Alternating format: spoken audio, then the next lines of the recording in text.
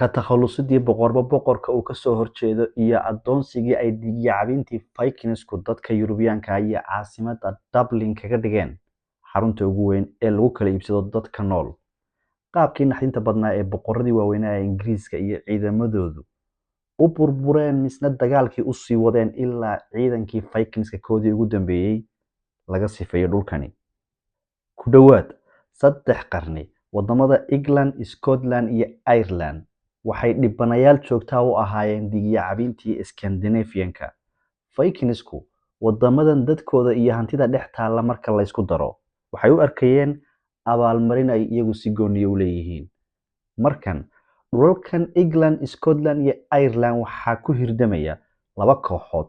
Waa Celtic Kingdomskii oo ahaa dadyow asalkoodu halkan ka soo jeedo iyo dadyowgii Anglo-Saxonka la isku odhan jiray ee markii boqortooyadii Roomaanku ka baxday dhulkani halkan sidaa ku yimi. Markii doonyihii dhaadheeraa ee Vikingsku dhulkan soo gaadheen, kaliya boob iyo tuugnimo kuma aysan ekaane waxay keeneen dhibaato intaasi ka weyn. Waxay burburiyeen dhaqamadii meesha ka jiray, diimihii iyo nidaamyadii ciidamada ee dadkani lahaayeen. Dhibaatadii ay halkan ka geysteen Vikingsku waxay socotay qarniyo badan ilaa jiilashii cusbaa ay qaab fikirkooda iyo siyaasadooda ay saameeyeen. Qaybtan waxaa ku jira masiibooyinkii ay Vikingsku ka sameeyeen dhulalkii Ingiriiska iyo Ireland. Kadib weerarkoodii ugu horreeyay ee 793 ay jasiiraddii Lindisfarne hilfaha ugu laabeen, dahabkii iyo silfarkii yaalay gurteen, dadkiina qaarna dileen qaarna qafaasheen. 2 sano uun kadib oo 795 waxay soo qaadeen weerarkoodii labaad. Markan waxay yimaadeen 2 jasiiradood, waa Iona iyo Rekru oo ku yaala Scotland iyo Ireland. Labadan jasiiradood waxaa degan dad tujaara, dahab iyo maal badanna haysta, laakiin aan hubaysnayn isna difaaci karin. Markan waxay wataan qorshe cusub, waa ku dhufoo ka dhaqaaq. Jasiiradihii markay soo galeen, dadkii ayay dil ku bilaabeen, hantidii taallay oo dhanna way rarteen. Dadka intii hadhayna addooma ahaan ayay u kaxaysteen. Intii aan warku boqorka guud ee deegaanka gaadhin, sidaasina aanu boqorku ciidamo u qaylo dhaamin oo aan halkan loogu soo gaadhin, dahabkii, maalkii iyo addoomihii ayay doonyihii dhaadheeraa ku gurteen, sidaasi ayayna ku ambabaxeen. Muddo 10 sano ah, nimankan Vikingsku wadamadan Ingiriiska iyo Ireland waxay ka noqdeen masiibo dabiici ah oo sanadkiiba dhowr jeer la filanayo. Xilliyada qabowaha marka ay tahayna waxay ku noqon jireen Scandinavian-koodii, halkaasi ayayna qabowga kaga dhuuman jireen. Laakiin arrinkaasi waa uu soo dhamaaday. Markan qorshihii ahaa inay sanadkii dhowr jeer yimaadaan way joojiyeen. Waxay xeryo iyo fadhiisimo ay degaan ka samaysteen hareeraha webiga Ireland iyo xeebta Ingiriiska. Sheekadii ku dhufoo ka dhaqaaqna halkan ayay ku dhamaatay. Waqtiga qaboobaha xeryahan ayay ku jiraan, meel kalena uma socdaan. Taariikhdu markay ahayd 865 wax walba way sii foolxumaadeen. Ciidamadii doonyaha saarnaa ee meelaha kala duwan ka imanayay way joogsadeen. Ciidamo aad u qalabaysan oo kala ah Danish ka yimid Denmark iyo Norwegian wada socda ayaa dhulkani Ingiriiska soo degay. Ciidamadan waxaa kala hogaaminaya Halfdan iyo Ivar the Boneless. Hawshu markan boob iyo dil way dhaaftay. Vikingsku waxay u socdaan gumaysi inay geliyaan deegaanadan. Dadyowgii dhulkani Ingiriiska iyo Ireland deganaa ayaa iyagoo qoomkan la yaaban u bixiyay ciidamadii gaalada waaweyn. Boqorradii iyo nidaamyadii ka jiray dhulkani ayaa markan waxay u burbureen si aan la filayn. Taariikhdu markay ahayd 867 Vikingsku waxay qabsadeen magaalo York la dhaho oo ku taal waqooyiga Ingiriiska. Magaaladan waxaa haysta oo ka taliya Anglo-Saxonkii boqortooyada Roomaanka kadib ka kala yimi qaybaha Yurub, sidaasina halkan ku soo degay. Markan Anglo-Saxonku waxay leeyihiin boqortooyo Northumbria lagu magacaabo. Marka boqortooyadani waxaa ka dhex taagan dagaal sokeeye oo u dhexeeya boqorro Anglo-Saxonka dhexdooda ah. Vikingsku dadkii meesha deganaa ee labada dhinac isku haystay ayay cagta mariyeen. Boqorradii kala hogaaminayayna si fool xun ay dadka hortooda nafta ugaga qaadeen. 869 miilaadiga markay taariikhdu ahayd, Vikingsku waxay qabsadeen deegaanka East Anglia oo ah cidhifka bari ee Ingiriiska. Boqorkii halkaasi haystay oo la odhan jiray Edmund, intay si xun dadka hortooda ugu ciqaabeen ayay ugu dambeyntiina nafta dhaafiyeen. 874 markay ahayd, boqortooyadii ugu awoodda badnayd dhulkani oo la odhan jiray Kingdom of Mercia ayaa culayskii Vikingska awgeed ku duntay. Markay 877kii taariikhdu maraysay, dhammaan boqortooyooyinkii Anglo-Saxonka waxaa ka soo hadhay hal boqortooyo. Waa boqortooyadii Wessex oo uu hogaaminayay nin dhalinyaro ah oo lagu magacaabo Alfred, laakiin noqday boqor talo ku caddaatay oo khaatiyaan ka taagan nimankan Vikingska ee aan waxba reebayn. Qaboobihii 878 weerar ay Vikingsku ku soo qaadeen hogaamiyahan dhalinyarada ah waxay ku qasbeen inuu naftiisa la cararo oo deegaankiisa ka cararo, iyadoo lagu jiro waqtigii ugu adkaa, meel kasta uu ku dhuuman lahaana ay baraf iyo qoyaan tahay.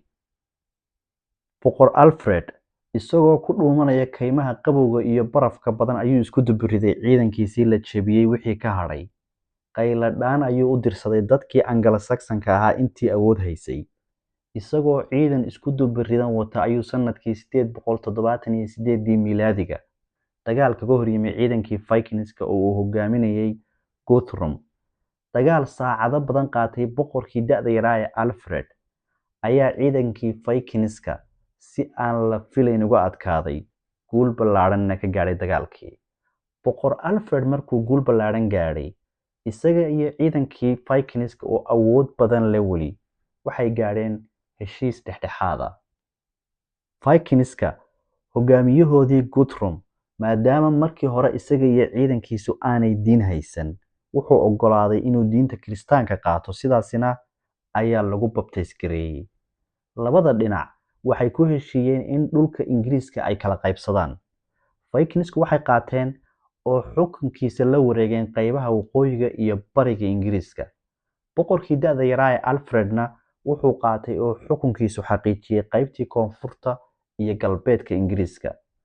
Boqor Alfred intaa wixii ka dambeeyay wuxuu dhisay ciidamo awood badan oo ilaaliya xeebaha Ingiriiska si aan mustaqbalka weeraro dambe aanu dhulkan si lama filaan ah ula kulmin ee uu u noqdo dal u diyaarsan weerarada mustaqbalka. Xaaladii Ingiriisku sidaasi ayay ku degtay, laakiin Vikingsku waxay u jihaysteen oo weeraradii, boobkii iyo dilkii u jeediyeen jasiiradihii deriska la ahaa Ingiriiska. Vikingsku isla markiiba waxay weerar ku qaadeen gudaha Ireland. Waxay tageen deegaan ay degan yihiin in ka badan 100 boqortooyo oo ah dadkii Irishka dhaladka ah ka soo jeeday. Dadkani way iska difaaceen Vikingska oo weerar bay kala hortageen, laakiin nasiib darro maadaama ay Vikingsku awood badan lahaayeen, way ka saari kari waayeen dhulkooda.